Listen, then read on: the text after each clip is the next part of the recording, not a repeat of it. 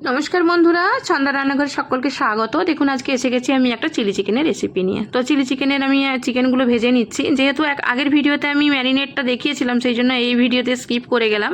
আধা ঘন্টা ম্যারিনেট করার পরে চিকেনগুলো ভেজে তুলে নিয়েছি। তারপর অন্য কড়াইতে একটা অবশ্যই সাদা তেল দিয়ে পেঁয়াজ কুচি, কাঁচা লঙ্কা কুচি, টমেটো কুচি, ক্যাপসিকাম কুচি আর রসুন কুচি দিয়ে ভালো করে ভেজে নিয়েছি। পরিমাণ মতো লবণ দিয়ে অল্প চাপা দিয়ে দিয়েছি। তো ভালো করে ভেজে নিচ্ছি আরও একটু, যাতে করে এই সবজিগুলো একটু ঝলসে যায়। তারপর ভাজা চিকেন অ্যাড করেছি আর দিয়ে দিলাম 1 চামচ ধনের গুঁড়ো আর 1 চামচ লঙ্কার গুঁড়ো।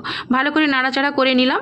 এরপর দেখুন একটা যেটা ব্যাপার, সেটা হচ্ছে টমেটো সস। তো দেখুন এই টমেটো সসটা আমি ইউজ করি, এটা ফ্লিপকার্ট থেকে নিই।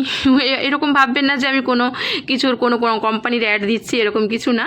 টমেটো সসটা একটু আমার অরিজিনাল মনে হয়েছে, তাই আপনাদেরকে বললাম আপনারাও এটা ইউজ করতে পারেন। আর তারপরে ভালো করে নাড়াচাড়া করে নিয়ে অল্প চাপা দিয়ে দেবো, যাতে করে হচ্ছে চিকেনটা একটু নরম হয়ে যায়। পরিমাণ মতো চিনি আর সোয়া সস দিয়ে নামিয়ে নেব। সকলে সুস্থ থাকবেন, ভালো থাকবেন।